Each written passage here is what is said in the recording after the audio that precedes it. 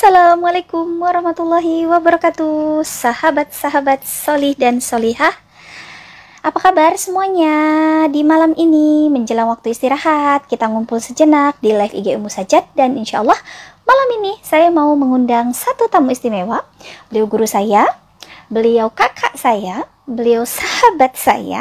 Sudah kenal lama dengan beliau dan mengikuti perjalanan hijrah beliau dari awal sampai dengan sekarang. Dan Masya Allah, Allahu Akbar, luar biasa perjalanan hijrah beliau. Saya tuh ya kalau sama beliau sekarang ngerasa nggak pantas kalau disebut guru, malah harusnya saya yang nyebut guru. Insya Allah sebentar lagi Mbak Dewi Sandra akan bergabung bersama dengan kita. Bismillah. أعوذ بالله من الشيطان الرجيم بسم الله الرحمن الرحيم. Tuh kan guru kita udah datang. Assalamualaikum warahmatullahi wabarakatuh. Waalaikumsalam warahmatullahi wabarakatuh. Gurunya sudah ada di sini. Ummu Kangen adalah ya Allah, ya Allah, Robby kangen kangen. sehat. Mbak Dewi lagi di mana? Lagi di rumah. Oh, lagi di rumah. Kok kayaknya jarang lihat bunga yang ada di sebelah sini?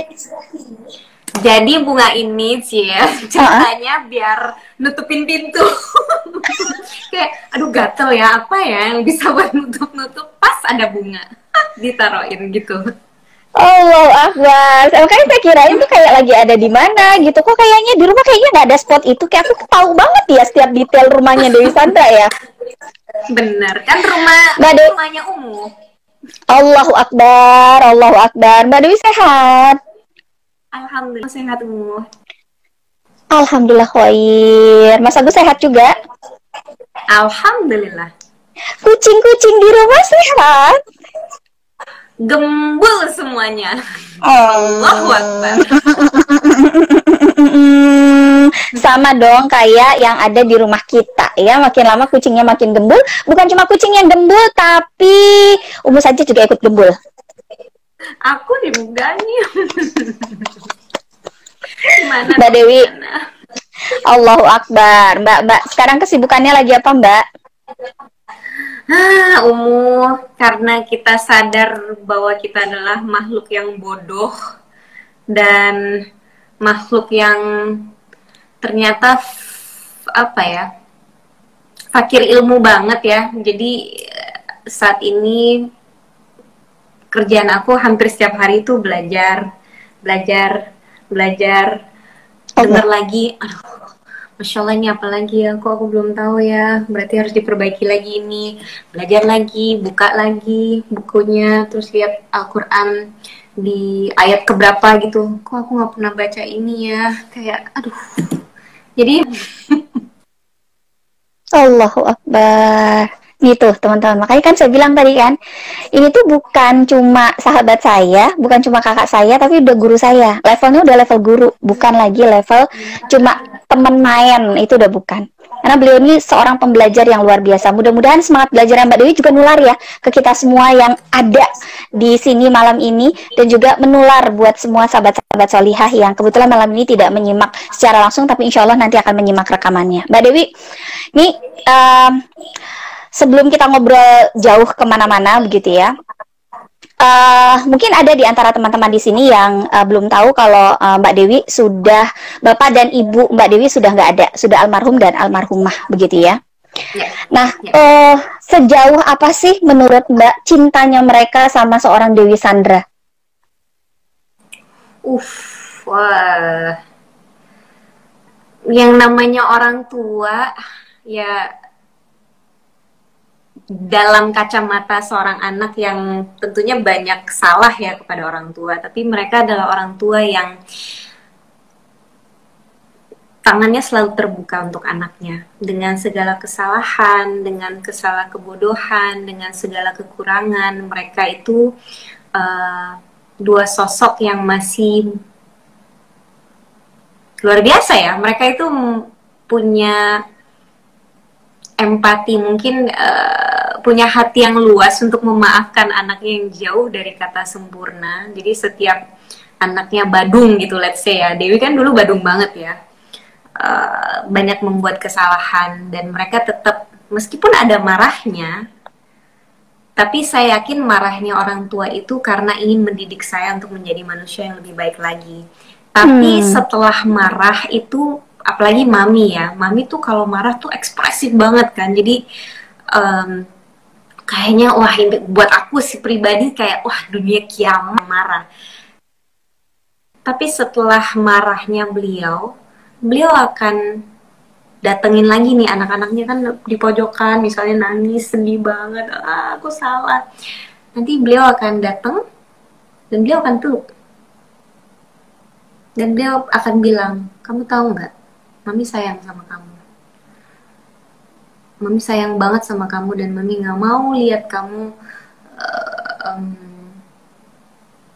menjadi anak yang tidak baik. Mami nggak mau lihat masa depan kamu hancur. Mami nggak mau. Even when I was married ya, bahkan setelah Dewi udah nikah, dan ya pastinya belajar lagi bahwa ternyata hidup itu lebih dahsyat. Makanya orang tua itu pasti berusaha untuk menyiapkan anak-anaknya untuk masuk ke dalam dunia yang nyata.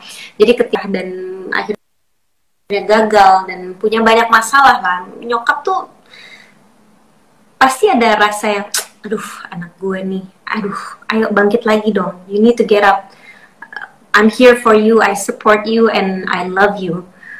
But at the same time nyokap tuh tough love juga, jadi memberikan cinta, tapi cinta dari dua angle ya, cinta yang benar-benar kasih yang tulus dan juga cinta yang ayo bangkit, ayo maju, bangun, berjuang, jangan diem. Itu nyokap banget. Jadi 1000% cinta buat anaknya.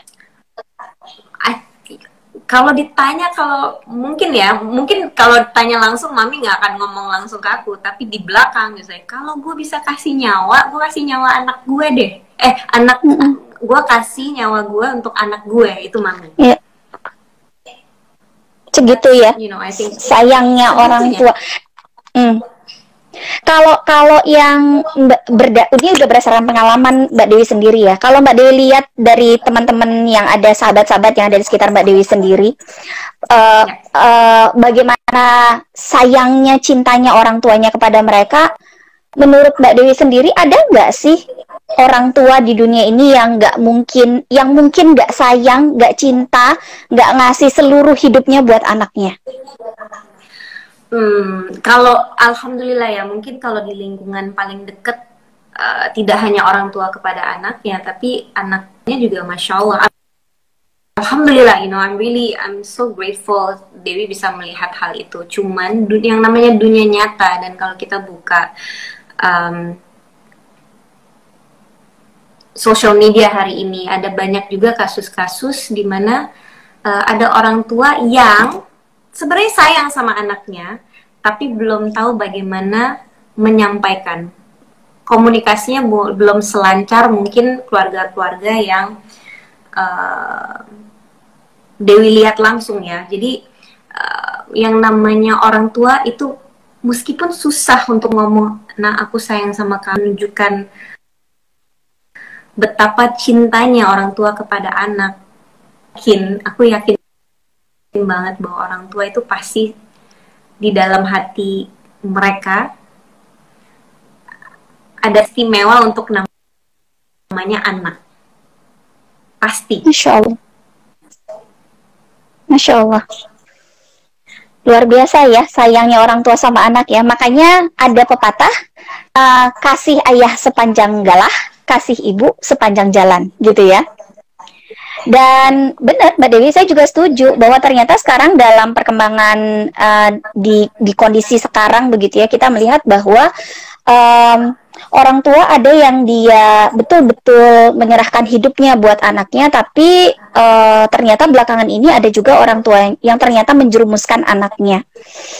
ke hal-hal yang salah. Misalnya, nauzubillah min zalik ya, kasus misalnya ada ayah yang menistai anak perempuannya, ada kasus ada kasus orang tua yang membunuh anaknya, nauzubillah min zalik, ada kasus orang tua yang menjadikan anaknya sebagai PSK. Itu kan fakta yang ada di depan mata kita ya, teman-teman. Padahal itu darah dagingnya sendiri yang melahirkan, yang membesarkan, yang mendidik, tapi ternyata malah menjerumuskan anaknya ke dalam lembah kemaksiatan. Nah, kondisi kayak gitu ternyata ada fakta.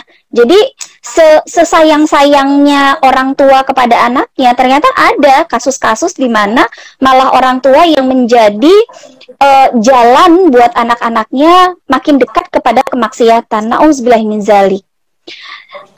Tapi luar biasanya ada satu manusia yang dia tidak punya hubungan darah langsung dengan kita, jaraknya jauh sekali dengan kita, bukan hanya berjarak jam-jam, tapi sudah berjarak ribuan tahun, yang cintanya luar biasa besar kepada kita dan nggak perlu lagi dipertanyakan sayangnya kepada kita, dan tidak pernah menjerumuskan kita yang sekalipun nggak punya hubungan nasab dengannya ke dalam kemaksiatan.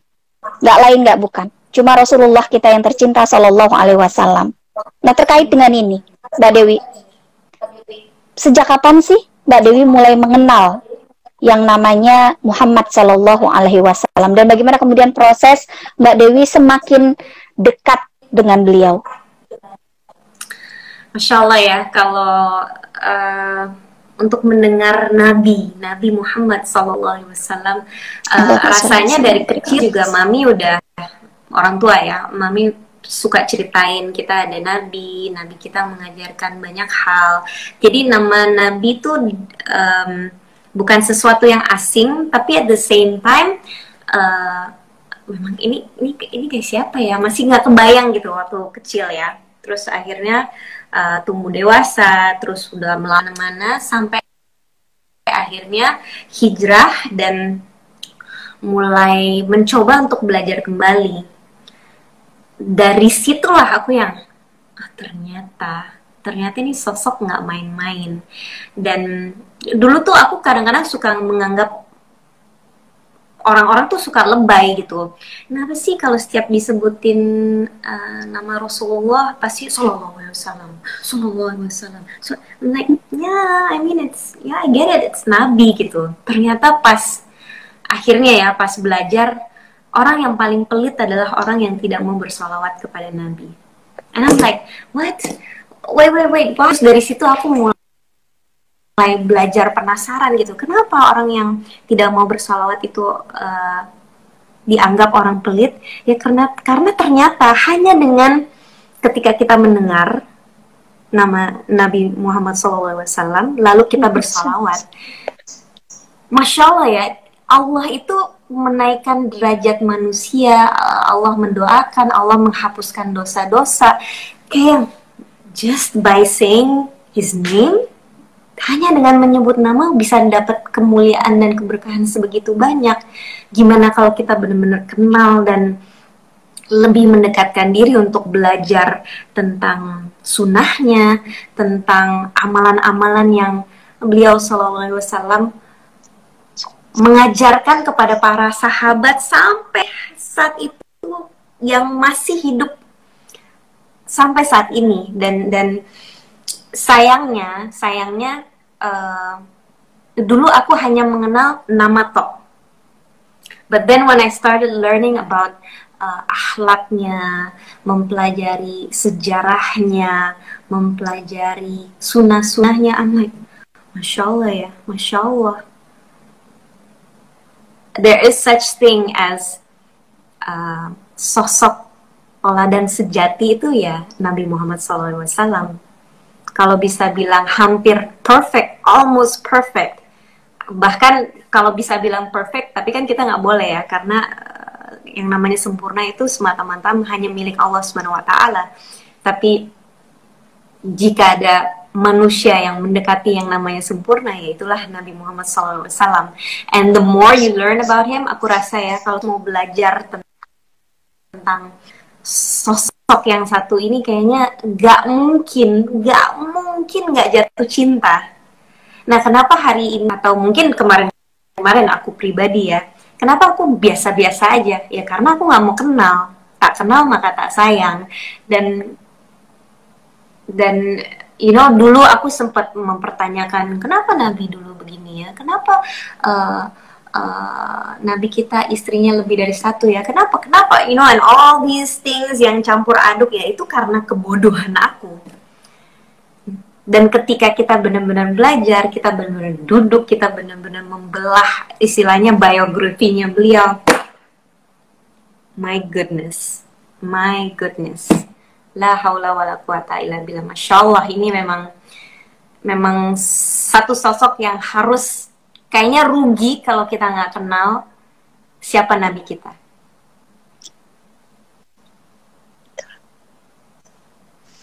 Masya Allah.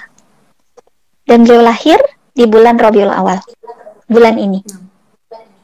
Apa makna Rabiul Awal buat seorang Dewi Sandra setelah belajar tentang sirahnya Rasulullah, belajar tentang sunnah-sunnahnya beliau? Bagaimana sekarang Mbak Dewi memaknai Rabiul Awal dibandingkan dengan dulu?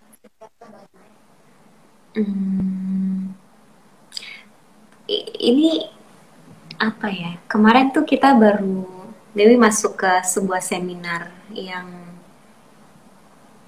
membahas tentang justru wafatnya beliau.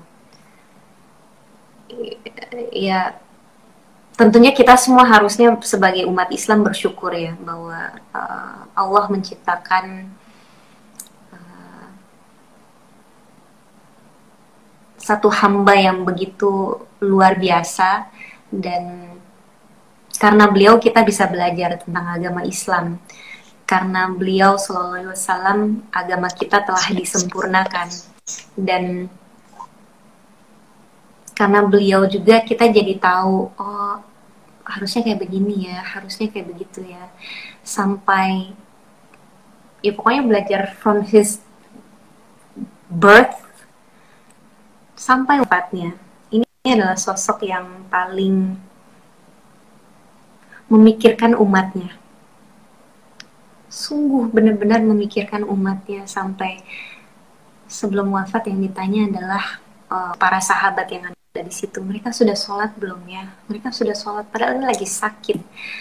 Lalu begitu banyak nasihat dari hadis-hadis yang keluar tentang bagaimana beliau tuh nggak pengen gitu melihat satupun dari umatnya tersakiti dari api neraka. Lalu ketika wafatnya yang dipikirkan, umatku. Nanti di hari kiamat ini adalah sosok yang nungguin kita nih. Satupun nggak akan miss, satupun pasti beliau akan, yes, I know you. Kita nggak pernah ketemu, tapi saya kenal kamu, dan kita akan kenal sama beliau. Konon katanya ya, cause nobody's been there, tapi siapa yang berusaha untuk mengenal Allah, mendekati dirinya kepada agama ini, berusaha memperbaiki diri, mengenal tentang para nabi dan juga Rasulullah, nanti di hari kiamat nanti kita akan mendapatkan syafaat dari satu orang, satu manusia, dan beliau adalah Nabi Muhammad SAW. Jadi, what do I think of Rabiul Awal? I think not just Rabiul Awal, but every day, betapa beruntungnya kita, umat Islam. Dan umat Islam lah ini yang ditunggu-tunggu nanti sama Rasulullah SAW. Nah, sekarang pertanyaannya adalah, kita udah benar-benar cinta belum sih sama sosok satu ini? Kita udah benar-benar mengenal beliau nggak? Jangan-jangan kita sok kenal, terus pas nyampe di sana kita bingung mana ya, Nabi kita yang mana ya? Terus Nabi juga kan katanya ada tanda-tanda gitu bahwa kita adalah umatnya. Terus Nabi juga nggak lihat tanda-tanda itu ada di kita. Jadi pas lewat-lewat aja, nggak kebayang sih jujur sebagai manusia yang bodoh ini, hari kiamat yang menakutkan. Namun hari ini kami masih diberikan kesempatan untuk belajar. Kita diberi kesempatan untuk mengenal. Ya kalau mau balik lagi 1400 tahun kan nggak mungkin ya. Tapi kita masih ada Quran, kita ada sunnah, kita ada kesempatan untuk setidaknya nih dapat tiket untuk yang mendapatkan syafaat kelak dari beliau. Itu aja sih yang Allahu pikiran. Akbar. Allahu Akbar. Beliau sayang banget sama umatnya yang adalah kita, yang ada di dalam hari-hari beliau sepanjang hidupnya. Bahkan sejak sebelum beliau diangkat menjadi rasul pun beliau sudah berpikir tentang manusia. Kontemplasi yang beliau lakukan di Gua Hiro itu adalah bentuk bagaimana beliau memikirkan umat, walaupun saat itu belum mendapatkan perintah dari Allah untuk membawa Islam sebagai rahmatan lil alamin. Bahkan sampai di akhir hidupnya beliau masih memikirkan tentang umat, dan beliau juga memberikan pesan kepada kita ya, Mbak Dewi dan sahabat-sahabat Solihah. Beliau nggak mau sepeninggal beliau umatnya kocar kacir. Beliau nggak mau sepeninggal beliau umatnya jadi kalang kabut, nggak karuan kemana-mana, nggak jelas kemana arah tujuannya. Beliau katakan, selama kalian berpegang kepada dua hal, maka kalian akan selamat dunia dan akhirat. Tidak akan kalian tersesat selamanya selama kalian berpegang kepada dua hal, Al-Quran dan As-Sunnah. Ini pesan dari orang yang paling mencintai kita untuk kita. Dua pesan yang beliau tinggalkan untuk selalu kita bawa agar kita tidak menjadi orang yang tersesat, baik di dunia maupun nanti di dalam perjalanan kehidupan kita yang abadi di yaumil akhir. Nah, bagaimana seharusnya Mbak kita menjalankan pesan dari Rasulullah ini? Kalau kita mengaku mencintai Rasul ya, Rasul bilang ya kalian harus jaga Quran, kalian harus berpegang kepada As-Sunnah. Apa step awal yang Mbak Dewi kerjakan untuk kemudian bisa mengikuti apa yang dipesankan oleh Rasulullah Shallallahu Alaihi Wasallam? Yang mudah-mudahan ini juga bisa menjadi step awal buat teman-teman di sini yang juga sekarang mungkin baru dalam proses, ya aku ingin belajar 100% lagi tentang Islam. Kayaknya dari hadis yang terakhir Umu sampaikan bahwa Nabi udah kasih kita clue. Dan kalau kita cerdas menangkap clue-nya itu kan cuma 2. Stepnya cuma 2. Al-Quran.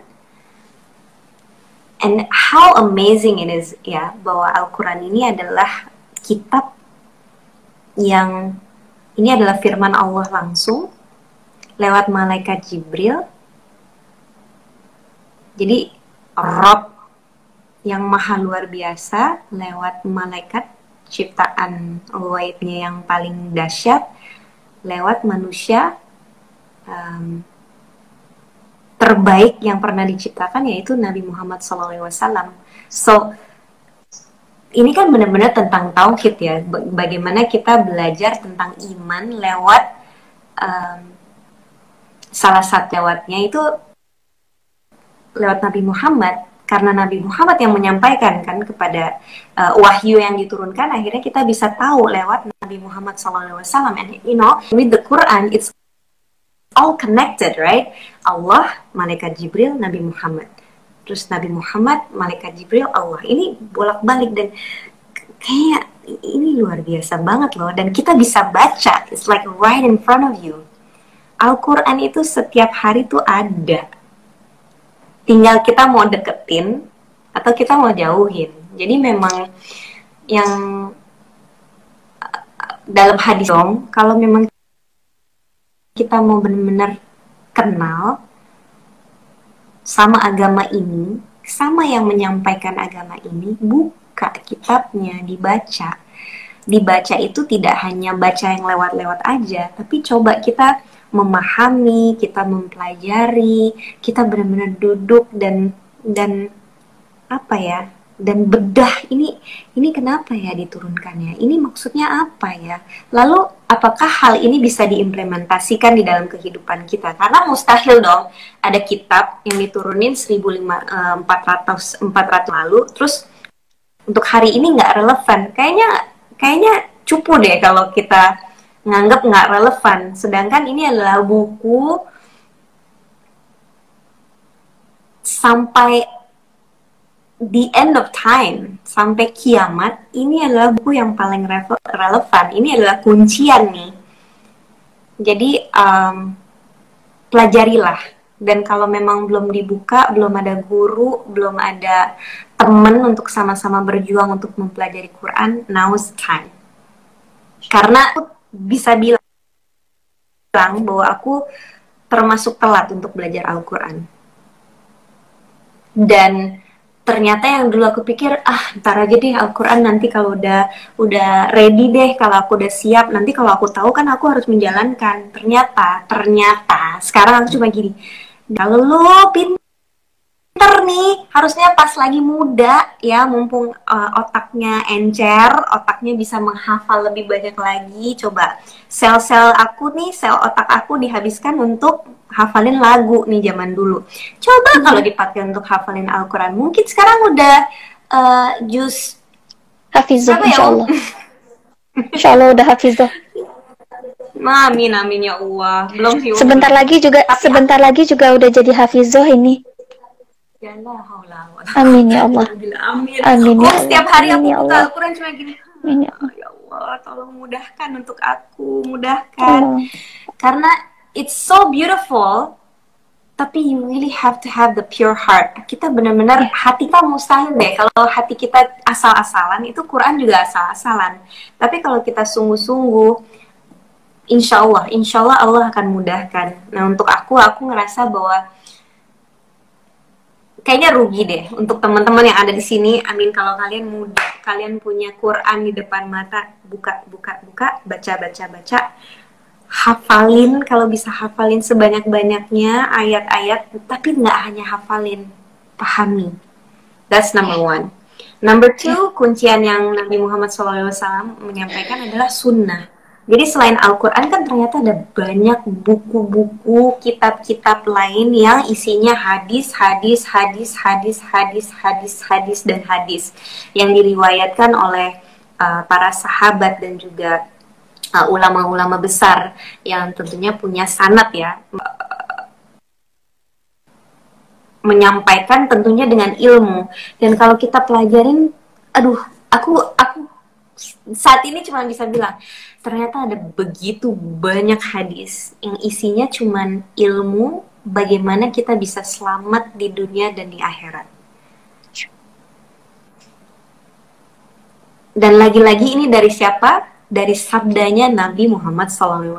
Jadi kayaknya rugi banget ya kalau kita bisa menghabiskan waktu untuk ngafalin lagu, bisa menghabiskan waktu untuk nonton film, Netflix, bioskop, apapun itu. Kita bisa menghabiskan waktu untuk main game, kita bisa menghabiskan waktu untuk TikTok, kita bisa menghabiskan waktu untuk kenalin idola kita satu A, B, C, D, E, F, G. Kita bisa menghabiskan waktu untuk tahu riwayat hidup seorang sosok yang diidolakan, tapi kita nggak kenal sama Nabi Muhammad SAW. Kayaknya rugi ya. Kayaknya rugi banget. Karena berarti semakin jauh kita dari syafaat beliau. Dan akan semakin exactly. Kalau kita bilang kita cinta, nih ya, coba kita jujur satu sama yang lain yang ada di sini. Guru saya selalu bilang bahwa agama ini adalah penyelamat kita di dunia dan di akhirat. Dan siapapun, bahkan orang-orang ateis bisa bilang, kalau ada pilihan, saya mau masuk surga.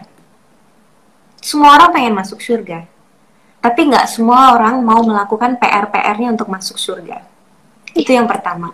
Yang kedua, Guru Hafizahullah juga menyampaikan bahwa ini yang kita lakukan ini bukan karena apa ya, kita bolehlah punya beribu-ribu alasan, tapi at the end of the day, alasan yang paling kuat kita menjalankan semua ini adalah karena kita cinta. Aku cinta sama Allah. Kalau aku mati, aku pengen ketemu sama Robku. Makanya aku berjuang untuk menjalankan perintah dan larangannya. Aku cinta sama Nabi Muhammad SAW. Makanya aku setengah mati pengen duduk di kajian untuk dengar, oh, nabiku dulu ngomong gini ya. Oh, nabiku mengingatkan tentang ini ya. Berarti aku harus ekstra di sini. Karena aku cinta, maka aku mau untuk mencari dan belajar. Nah, untuk klaim kita cinta kan harus ada action kan? Nggak bisa aku bilang, aku cinta deh sama Umu. Tapi di telepon nggak pernah diangkat. Diajak ketemu nggak pernah hadir. Nggak bisa. Nah, ini Allah mengajak kita ketemu hampir setiap hari ketika dipanggil sholat. Lalu Nabi hampir semua kajian mustahil, nggak ada satu hadis yang keluar. Yeah. Mustahil. Itu kan juga undangan gitu. Jadi love this religion. Kita mencintai agama ini, kita mencintai Rabb kita mencintai para rasul. Yang mana actionnya tuh mana? Dekat dengan Nah, Quran. itu yang aku pelajari. Kunci pertama. Iya. Dekat dengan Quran, ini kunci yang pertama. Tapi ini juga yang ternyata dikhawatirkan oleh baginda kita yang tercinta, Mbak Dewi dan kawan-kawan solihah. Ketika beliau masih ada, beliau sudah mengkhawatirkan hal ini, mengkhawatirkan kita, umatnya yang sangat dia cintai, dari pagi sampai pagi lagi, yang beliau menghabiskan hidupnya hanya untuk kita. Beliau mengkhawatirkan hal ini dari sejak beliau masih ada, dan kalimat Rasulullah SAW ini diabadikan oleh Allah Subhanahu Wa Taala di dalam Al-Quran. Sahabat-sahabat solihah, di surat ke-25, surat Al-Furqan ayat 30, di situ Rasulullah SAW menyampaikan satu kalimat yang ini tuh mudah-mudahan menjadi penggugah buat kita untuk dekat dengan Quran. Rasulullah mengatakan di dalam ayat ini ya, A'udzubillahi minasyaitonirrajim, bismillahirrahmanirrahim. Wa qala Rasul, ya Rabbi, inna qaumi ittakhadhu hadzal Qur'ana mahjura, kata Rasul. Dan berkata Rasul, kata Allah Subhanahu wa taala, ya Rabbi, inna qaumi ittakhadhu hadzal Qur'ana mahjura. Sesungguhnya kaumku ini, umatku ini adalah orang-orang yang mereka hadzal Qur'ana mahjura, terhadap Quran ini mereka mahjura. Mahjuro, kalau kita lihat berdasarkan tafsirnya teman-teman, artinya abai, artinya nggak peduli, artinya sebodoh amat, artinya suka-suka gue dong, gak usah ngurus-ngurus gitu. Dan Rasulullah itu mengkhawatirkan setelah beliau tidak ada, maka akan ada bagian dari umatnya yang mereka abai sama Quran, bodoh amat, nggak peduli sama Quran. Kenapa? Karena toh yang membawa Al-Qurannya udah nggak ada kok. Orangnya udah berkalang tanah. Makamnya bisa dilihat sekarang di Masjid Nabawi, bisa didatangi pada saat umroh.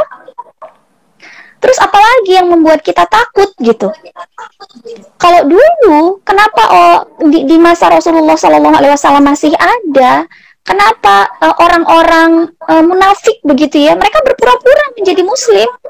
Pagi mereka beriman, malam mereka berkata enggak, kami tuh bukan Muslim kok gitu. Sebetulnya kami cuma pura-pura doang gitu ya. Harus Allah Subhanahu Wa Taala juga mengabadikan bagaimana sifatnya orang-orang munafik di dalam Al-Quran. Rasulnya masih ada, mereka belum berani terang-terangan. Tapi lihat bagaimana ketika Rasulullah SAW wafat seperti yang Mbak Dewi sampaikan tadi gitu. Lalu kemudian terlihatlah wajah-wajah asli manusia pada hari itu. Siapa yang mereka mencucurkan air mata karena mereka kehilangan tidak hanya guru mereka, tapi sahabat mereka, abang mereka, ayah mereka, saudara terdekat mereka, yang mencintai mereka lebih daripada saudara sekandung, sedarah, serahim mereka. Tapi pada saat itu juga terlihat wajah-wajah orang munafik yang kembali kepada kemunafikannya yang hakiki. Lalu muncullah orang-orang seperti Musailamah Al-Kadzab yang mengaku bahwa dia adalah nabi pengganti Rasulullah SAW. Lalu kemudian muncullah orang-orang yang mereka mengatakan Muhammad udah nggak ada lagi yang kami takuti, wahai kalian orang wahai kalian umat muslim gitu ya, hati-hati kalian, sudah tidak ada lagi Muhammad yang akan melindungi kalian. Dan itu yang dikhawatirkan oleh Rasulullah, bagaimana ketika aku sudah tidak ada, masihkah kalian bisa berpegang pada Quran? Kalau aku udah nggak ada, masihkah kalian bisa menjaga kemurnian Al-Quran, tidak hanya dengan membacanya, tidak hanya dengan menghafalkannya, tapi betul-betul mengamalkannya dalam kehidupan kalian, lalu kalian sampaikan itu kepada orang yang lain yang belum tersentuh dengan Quran.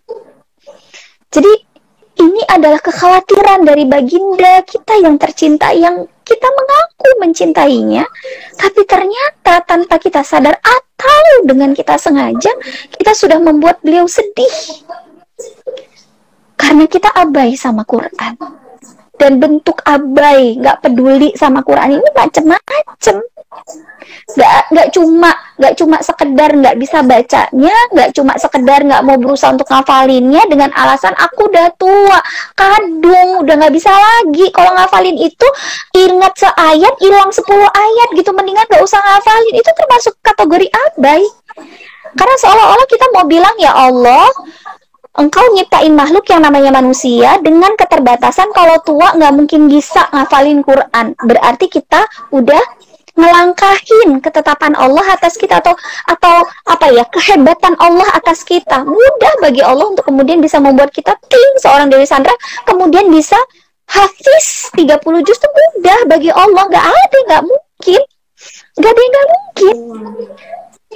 Sama sekali nggak ada yang nggak mungkin. Mbak Dewi pasti masih ingat ya, gimana dulu waktu kita KDII bersama dengan Ustadz Fatih Karim lah, kemudian di akhir sesi ada hafalan ayat. Ibu-ibu, maaf bukan nenek, usia beliau kayaknya berapa waktu itu ya Mbak? 60 sekianan kalau saya nggak salah, atau malah sudah di angka 70. Allahu Akbar, beliau semua ayat itu teman-teman, tak ada salah sedikit pun. Saya yang ngelihatnya aja gini, ya Allah nek, aku padamu banget deh. Kenapa? Karena beliau yakin gitu, Allah akan pasti memampukan beliau ketika beliau menjadi orang-orang yang tidak majur terhadap Quran. Berhenti sampai di situ? Enggak. Sikap abai terhadap Al-Quran itu bisa jadi Quran kita baca, tapi nggak kita tadabburi, sekedar baca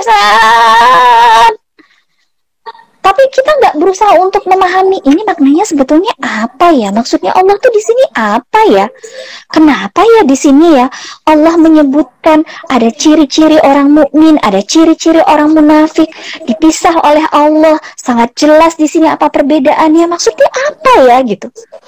Itu kita nggak berusaha juga untuk mencari tahu lebih dalam dengan cara apa, belajar kayak Mbak Dewi bilang. Selesai sampai di situ? Enggak. Setelah kita tadabburi isinya, apakah kemudian kita menjadi pengamal Quran?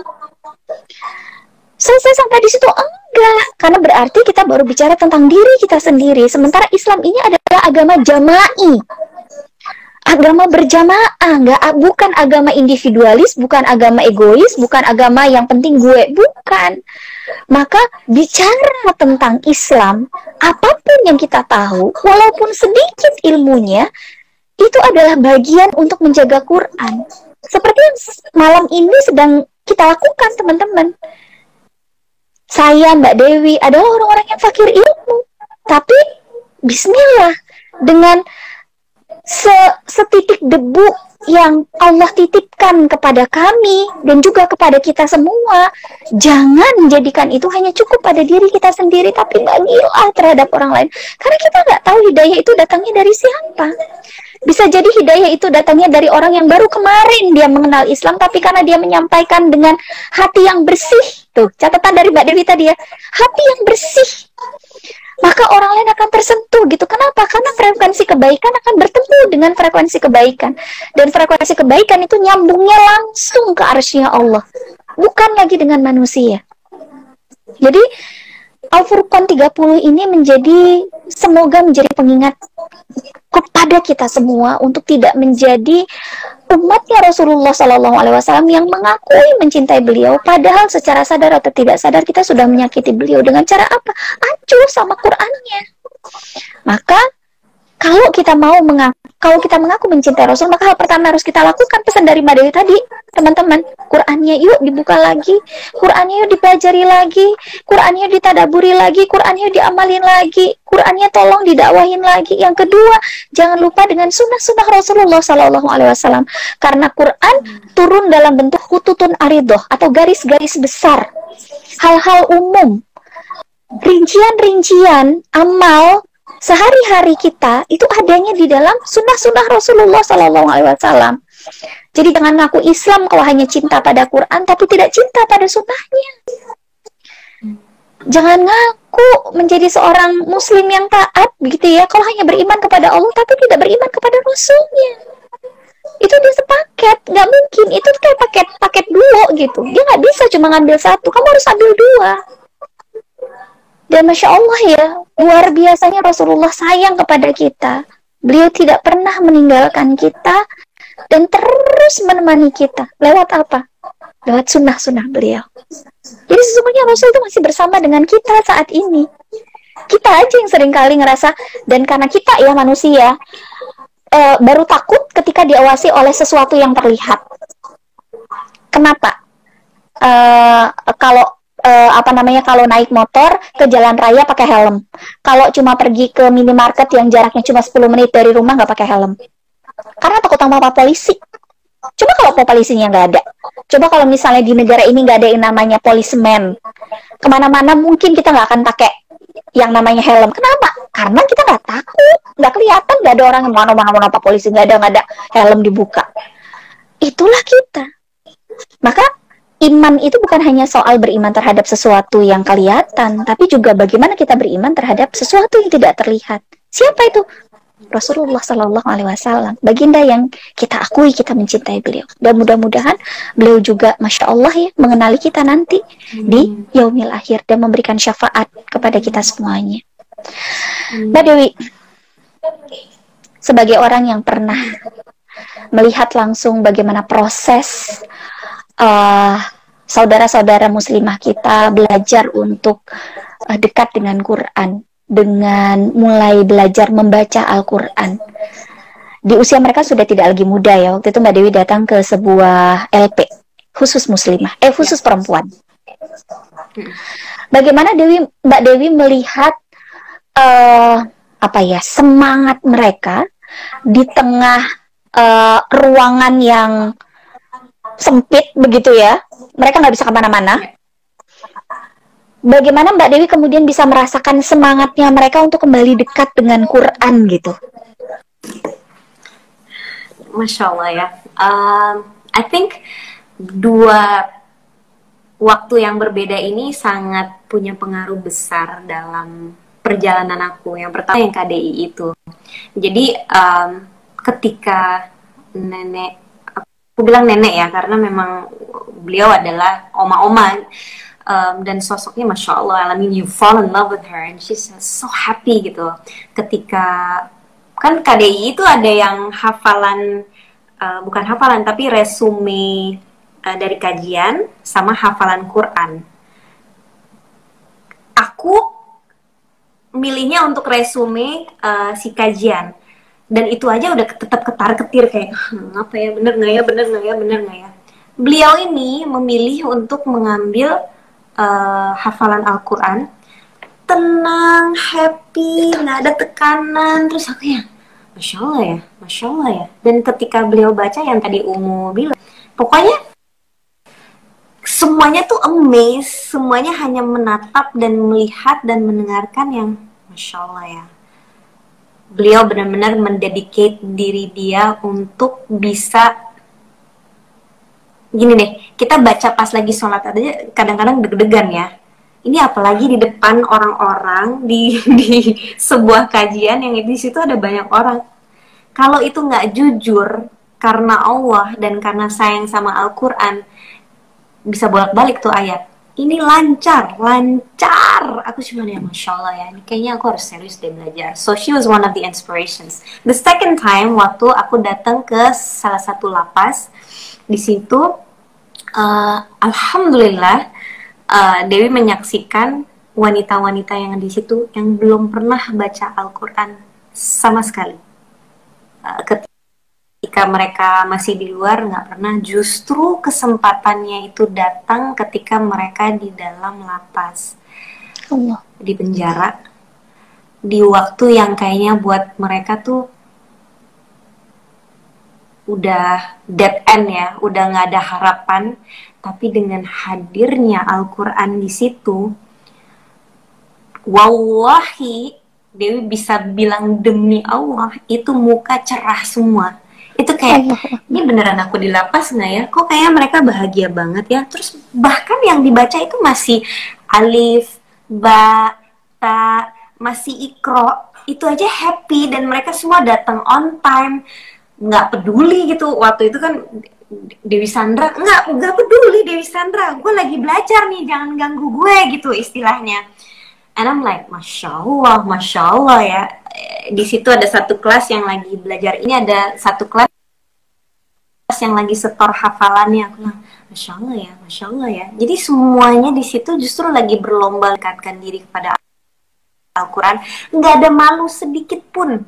Yang nggak bisa baca, semangat. Yang bisa baca, menyemangati orang-orang yang belum bisa baca. Lalu di situ didatangkan guru. Gurunya juga semangat. Ngerti nggak sih? Kayak Iya. it's just positivity. Memang cinta yang nggak jaim, nggak baper, nggak malu. Tapi bener-bener semuanya tuh lagi berlomba-lomba untuk aku pengen baca Al-Quran. Aku pengen bisa lancar, aku pengen bisa ngerti, and I'm like, wow, ini kayaknya gue, ya itulah, kita harus lihat untuk percaya, terus akhirnya cek lagi gitu, kok mereka bisa, terus aku yang lagi di luar, yang dikasih kebebasan sama Allah untuk ngapa-ngapain, justru nggak kepikiran gitu, kan berarti ada yang salah ya. Jadi itu yang aku pikirin, ini ada yang nggak bener nih. Jadi akhirnya alhamdulillah dengan waktu, terus Dewi juga ketemu sama temen, ketemu lagi sama guru, ayo dong kita harus belajar nih, mau sampai kapan nih kita nggak paham-paham sama apa yang kita bacakan, apa yang kita apalagi ketika kita sholat, ini kita sholat apa sih artinya? Don't you ever feel that? Iya. Dan rasanya sholat tanpa apa yang kita ucap kan itu kayak nonton drakor tanpa teks, plus kita nggak ngerti bahasa Korea, kayak yang ini lagi lucu nih misalnya ya, ini lagi lucu nih, tapi gue nggak ngerti jokesnya apa, aduh ini lagi menyentuh banget nih, tapi nggak ngerti apa yang disampaikan. Jadi kayaknya ini sebenarnya yang harus kita kejar. Dan beneran deh, melihat sosok-sosok itu menjadi salah satu trigger. Dan ini yang menarik lagi ya di dalam kelas Dewi sekarang yang Al-Quran itu ada dua sosok. Satu mu'alaf, Fulana mu'alaf. Kita sama-sama dari zero, kita belajar bareng-bareng nih, nggak bisa baca Al-Quran. Yang satu lagi bukan mu'alaf, tapi baru buka Al-Quran saat itu juga pas kita lagi belajar. Umurnya udah 30-an. Sekarang hafalannya udah ini udah masuk juz 30. Aku cuma tuh perasaan baru kemarin nih mereka masih ainnya masih ngaco, sodnya masih ngaco. Dewi pun kok aku udah bisa hafal ini ya, kok aku bisa, masya Allah nggak kebayang gitu. Dulu kan kita cuma main aman aja, trikul, udah aman, yang penting udah baca Al-Quran juga merasa udah bener, tapi ternyata harokatnya masih salah. Nah itulah, karena kita nggak pakai ilmu, selama ini kita merasa kita udah keren, tapi ternyata kita, kalau kita mau jujur lagi-lagi, kalau kita mau jujur, kita mau cari lingkungan yang bener-bener lingkungan belajar, pasti kelihatan deh, ini kita miss di sini, kita skip di sini, kita kegeeran di titik ini, kita jujur, kita adalah manusia yang PR-nya banyak banget. Subhanallah, Allahu Akbar. Dan PR-nya nggak akan pernah selesai sampai Allah panggil kita pulang. Proses belajar itu nggak akan pernah selesai, teman-teman. Nggak ada batas umur, nggak ada batas waktu, nggak ada batasan tempat, dimanapun kita berada, dalam kondisi apapun kita, lapang sempit, senang sedih, masih muda atau sekarang mungkin pernah muda, teman-teman yang sedang dalam kondisi sulit atau senang, dalam kondisi apapun, jangan pernah berhenti untuk belajar. Belajar untuk mencintai Allah, belajar untuk mencintai baginda kita yang tercinta, belajar untuk mencintai Al-Quran, belajar untuk mencintai semua takdir yang Allah tetapkan atas kita, dan semoga Allah menjadikan kita sebagai orang-orang yang selalu mencintai ilmu dan selalu mengejar ilmu. Amin. Dan menjadikan ilmu betul-betul gimana itu? Ada satu hadis menarik banget ya Dewi baru belajar juga hadis riwayat Muslim. Masya Allah. Yang berbunyi, sesungguhnya Allah akan memuliakan suatu kaum dengan kitab ini, dalam kurung Al-Quran.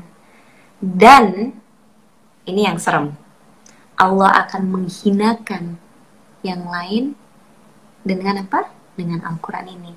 Jadi Al-Quran ini bisa jadi bumerang loh buat kita. Ya. Kalau kita nggak benar-benar serius dengan apa yang Allah sudah, ini kan surat cinta ya sebenarnya, surat cinta dari Allah untuk kita. Nah, pilihannya cuma dua. Aku cuma ngebayangin, ini gimana ceritanya Al-Quran menghinakan. Itu kan serem ya? Iya. Serem nggak sih Aku dengar itu ya, iya juga ya. Ini Al-Quran kalau nggak disentuh, kan mereka, Al-Quran akan menjadi saksi kan Iya. Ketika kita wafat nanti, tiba-tiba ada sosok yang datang, terus kita nanya, siapa engkau? Aku belum pernah ketemu kamu selama ini. Aku adalah Al-Quran yang kau bacakan. Itu kayak la haula wala quwata billah gitu. Kayak kalau sekarang bisa dipeluk-peluk tuh Al-Qurannya, nanti ya kita ketemu.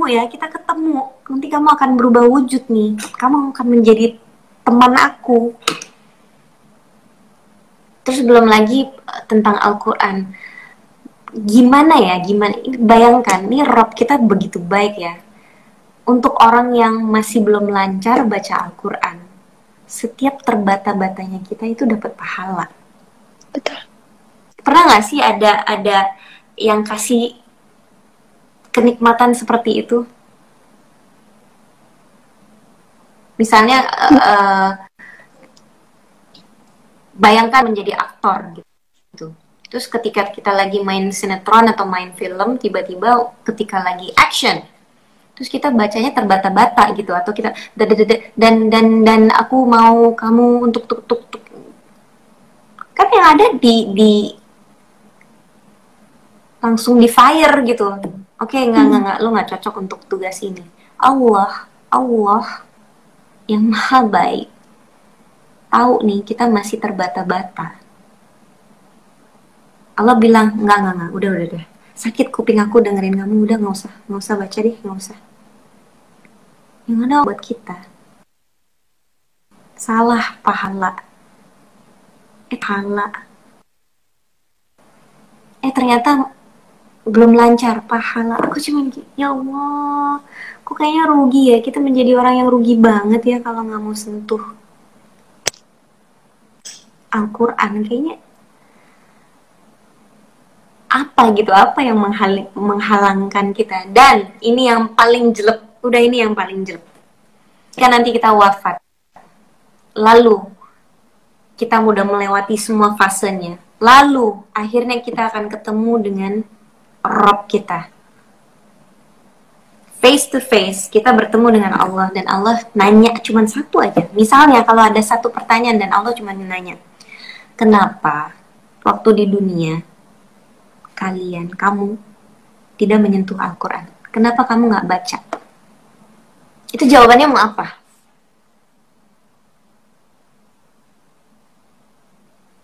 Jawaban terbaik apa sehingga Allah bisa bilang, oh gitu, oh iya, aku ngerti.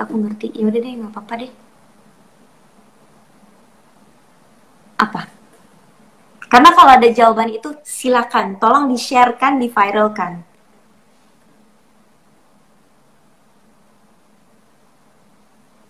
Tapi kita nggak punya jawaban, udah deh, nggak usah mencari-cari juga, karena aku yakin nggak ada jawaban yang bisa menjadi jawaban keren sehingga Allah memaklumi kita. Allah bilang, nih ya, aku kasih kamu hidup, aku kasih kamu kesempatan.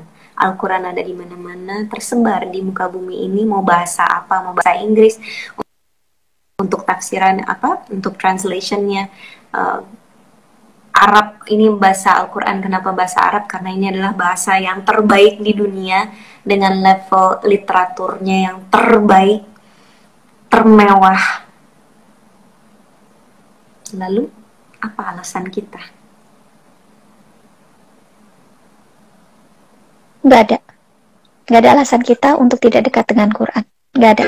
Karena nggak ada jawaban yang akan bisa kita berikan kepada Allah setelah Allah memberikan kita begitu banyak waktu, begitu banyak nikmat, begitu banyak rezeki, begitu banyak waktu luang, begitu banyak kesehatan, maka nggak ada alasan bagi kita untuk kemudian tidak bersegera untuk dekat dengan Quran. Dan ternyata membaca Al-Quran dengan terbata-bata saja, Rasulullah kita mengatakan akan mendapatkan pahala.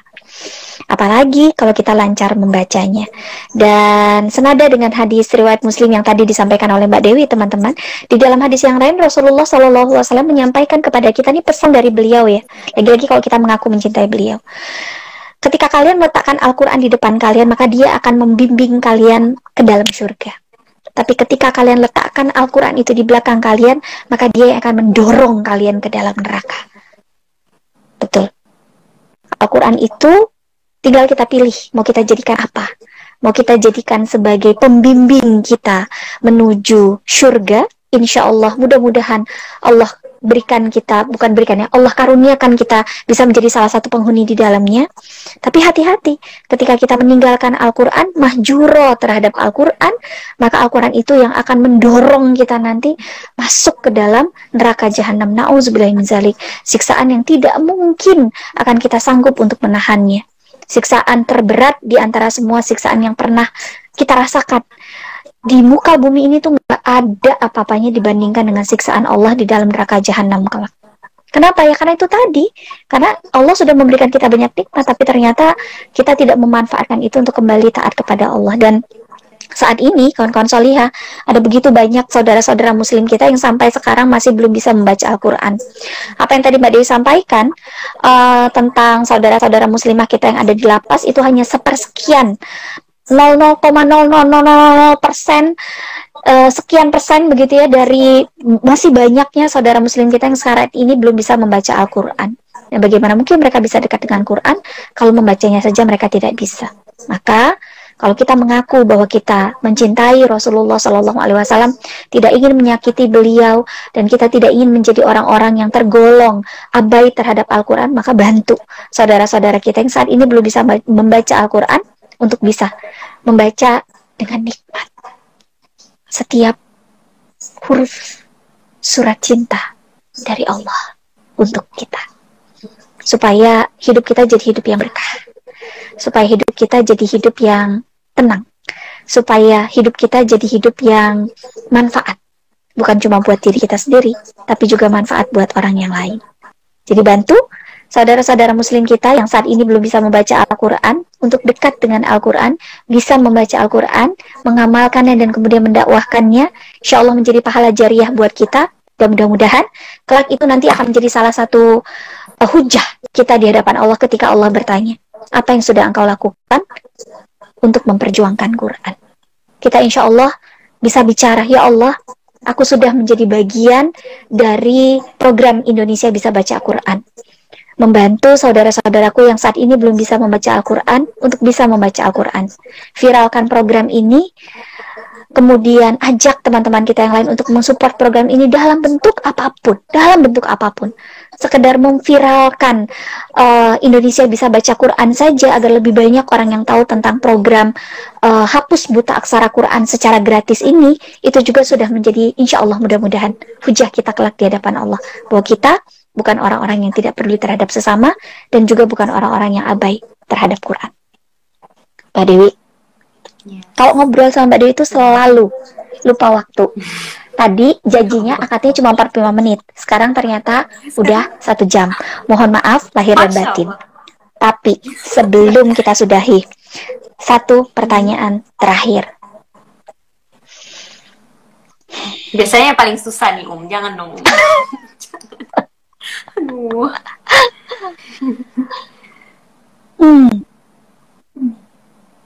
Bagaimana sekarang seorang Dewi Sandra memandang Al-Quran setelah semakin dekat dan semakin sering berdua-duaan dengan Quran?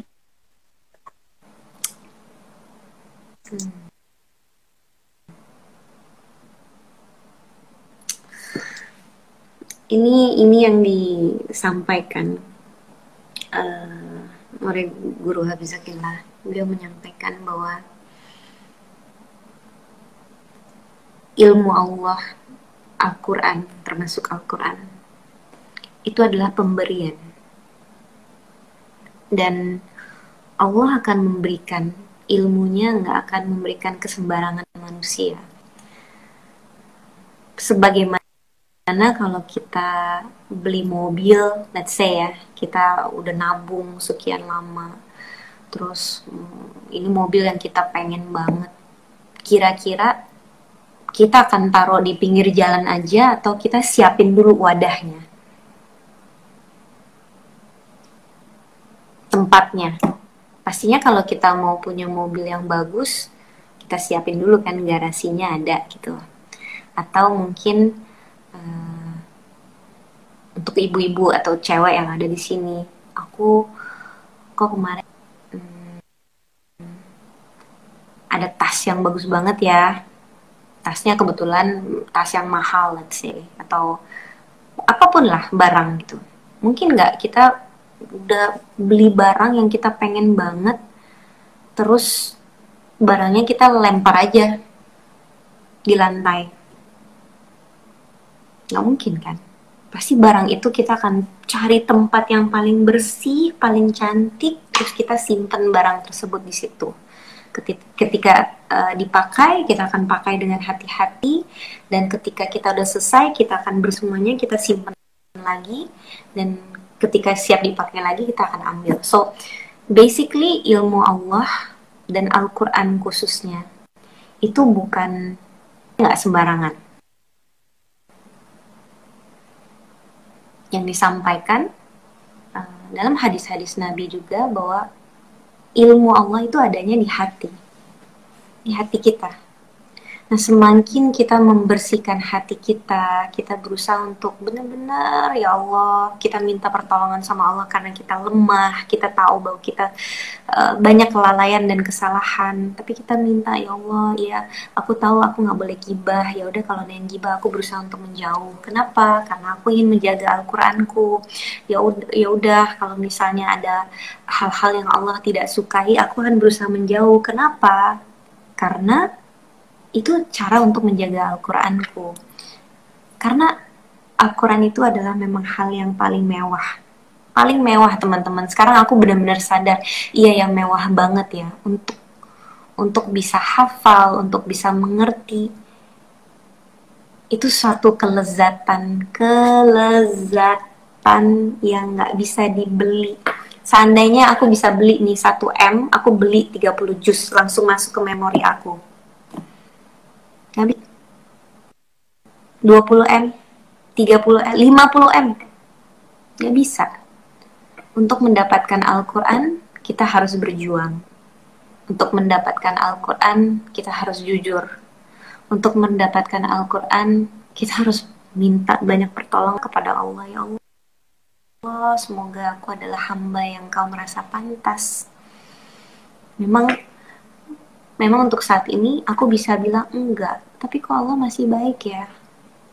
Allah masih baik ya, masih ngizinin aku untuk belajar. Kok Allah masih baik ya, masih ngizinin aku untuk surat-surat pendek masih dapat nih, ya Allah.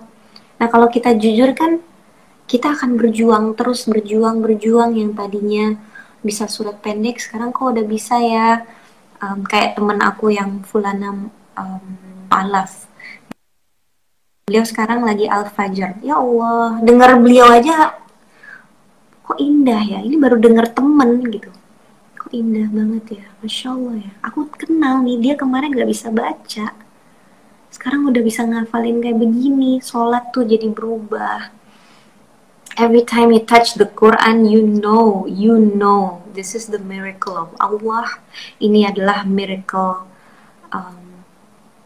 yang sangat istimewa lewat Nabi kita juga Sallallahu Alaihi Wasallam. Dan ini yang paling ajaib ya, tentang Al-Quran. Makhluk yang paling suci yang Allah ciptakan itu kan malaikat ya. Ternyata malaikat aja mereka tidak diberikan nikmat untuk membaca Al-Quran.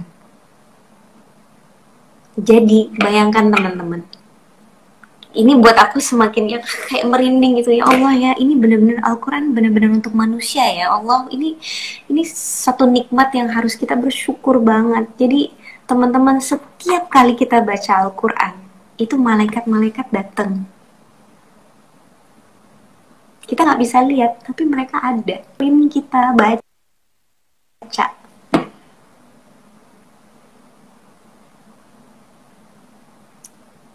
Ini agama ajaib banget. Ini agama indah banget. Ini, if you wanna see a miracle, memang hari ini kita nggak bisa melihat laut membelah jadi 7, nggak bisa. Iya, hari ini kita nggak bisa melihat apa ya? Kita nggak bisa melihat gunung dibelah. Tapi teman-teman, hari ini kita bisa banget ambil Al-Quran. Kita buka halamannya, kita mulai. Masya Allah. Masya Allah. So I feel like, Al-Quran is the best gift Allah memberikan kepada kita semua. Ini hadiah terindah yang ada di depan mata. Dan guess what? Nggak semua orang bisa buka, nggak semua orang bisa baca. Tapi kalau hari ini kamu, aku, teman-teman yang ada di sini, kita bisa baca aja. Bismillahirrahmanirrahim. Iqra bismi rabbikal ladzi khalaq.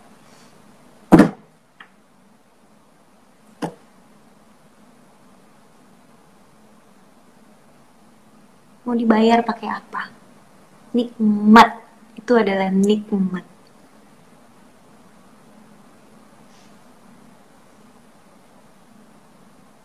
Allahu Akbar. Walillahil hamd. Masya Allah. Sahabat-sahabat solih dan solihah yang dimuliakan Allah, nggak perlu lagi dikasih closing statement ya. Sudah cukup apa yang disampaikan oleh Mbak Dewi tadi terakhir buat kita bersama. Semoga terus menjadi pengingat buat kita, insya Allah. Tidak hanya sekedar menjadi informasi sesaat yang masuk kiri keluar kanan, melihat amaze-nya seorang Dewi Sandra sekarang, tapi simaklah dan resapilah apa yang beliau sampaikan. Ilmu bisa berasal dari mana saja, bisa berasal dari orang yang baru menjadi saudara muslim kita beberapa hari atau beberapa bulan, seperti sahabat kita tadi Mbak Dewi cerita seorang mu'alafah begitu ya, tapi beliau belajar banyak tentang Islam dan kemudian meroket dibandingkan dengan kita yang mungkin na'udzubillah min zalik, ada yang belum hafal surat Al-Fajr. Itu tamparan buat kita betapa kita masih sangat jauh dari Quran. Dan semoga Allah selalu menjaga kita menjadi orang-orang yang tetap istiqomah, karena betul apa yang dikatakan oleh Mbak Dewi, para malaikat iri terhadap kita. Iri kenapa kita diberikan kemuliaan lebih dibandingkan dengan mereka yang diciptakan dari cahaya sementara kita dari tanah. Iri kenapa kemudian kita yang ditempatkan oleh Allah di dalam surga dan mendapatkan amanah sebagai khalifah fil ard, dan bukan mereka. Hadirnya mereka di dalam majelis-majelis ilmu, hadirnya mereka di tengah orang-orang yang sedang membaca Al-Quran, adalah sebetulnya karena dalam tanda kutip ya, irinya para malaikat terhadap kita. Karena apa yang Allah hadiahkan kepada para pencari ilmu, kepada para pembaca Al-Quran, kepada para penghafal Al-Quran, pengamal Quran, dan pendakwah Quran adalah sebuah hadiah yang tidak akan bisa dibayar dengan apapun. Kenikmatan surga itu luar biasa, teman-teman. Dia adalah sesuatu yang bernilai, karena tidak ada mata uang manapun di muka bumi ini yang bisa membelinya. Maka, membaca Al-Quran, seperti yang Mbak Dewi sampaikan tadi, betul, itu adalah sesuatu yang bernilai. Gak akan mungkin bisa dibayar dengan apapun. Dia hanya bisa dibayar dengan keuletan. Dia hanya bisa dibayar dengan keseriusan. Dia hanya bisa dibayar dengan keikhlasan. Dia hanya bisa dibayar dengan hati yang bersih. Mudah-mudahan Allah mengkaruniakan kita menjadi orang-orang yang tadi, yang ikhlas, yang terus menjadi orang yang istiqomah dalam belajar, dan menjadi orang-orang yang senantiasa mencintai Al-Quran dan juga mencintai baginda kita yang tercinta Rasulullah SAW. Di bulan ini, Rabiul Awal, di miladnya beliau, milad dalam tanda kutip ya teman-teman beliau, maka jangan sakiti Nabi dengan cara cintai Al-Quran dan bantu semua saudara-saudara muslim kita untuk bisa membaca Al-Quran agar mereka pun bisa mencintai Quran seperti kita juga berikhtiar untuk mencintai Quran. Mbak Dewi, jazakillah ahsanul jazah, ngobrol dengan seorang Dewi Sandra itu selalu dan selalu Masya Allah, bikin speechless. Dewi yang Masya Allah kepada umum, Masya Allah. Doain ya mohon doanya, Anda butuh banyak Allahu doa. Akbar, walillah ilham. Semoga Allah selalu jaga Mbak Dewi, Mas Agus dan keluarga. Allah tetap jaga keikhlasan, Allah juga tetap jaga semangat, Allah juga tetap jaga hati, Allah juga tetap jaga amal. Dan semoga terus berada di dalam barisan dakwah ini, insya Allah. Karena Islam akan semakin kuat ketika banyak Dewi-Dewi Sandra yang lain yang ada di dalam barisan perjuangan dakwah Islam ini, insya Allah. Nanti kita ketemu lagi, insya Allah di waktu yang lebih berkah, yang Allah ridho. Terus saling doakan, dan peluk rindu dari Bogor untuk Mbak Dewi, dan juga salam takzim buat Mas Agus. Salam juga Fatih Karim, Hafizahullah, dan juga anak-anak ya Insya Allah, insya Allah. Amin, amin, Allahumma amin. Baik teman-teman, kita cukupkan sampai di sini. Kita akhiri dengan istighfar, doa penutup majelis, dan hamdalah. Astagfirullahaladzim, astagfirullahaladzim, astagfirullahaladzim. Subhanaka Allahumma wa bihamdika, asyhadu an la ilaha illa anta, astagfiruka wa atubu ilaik, walhamdulillah rabbil alamin. Kita berdua pamit undur diri dulu ya. Mohon maaf lahir dan batin. Jazakumullah ahsanul jaza. Assalamualaikum warahmatullahi wabarakatuh. Waalaikumsalam warahmatullahi wabarakatuh. Mbak Dewi pamit ya. Hasbunallah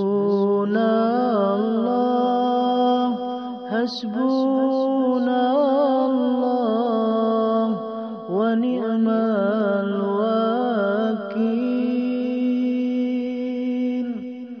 ni'mal maula, ni'mal maula, wa ni'man nashir.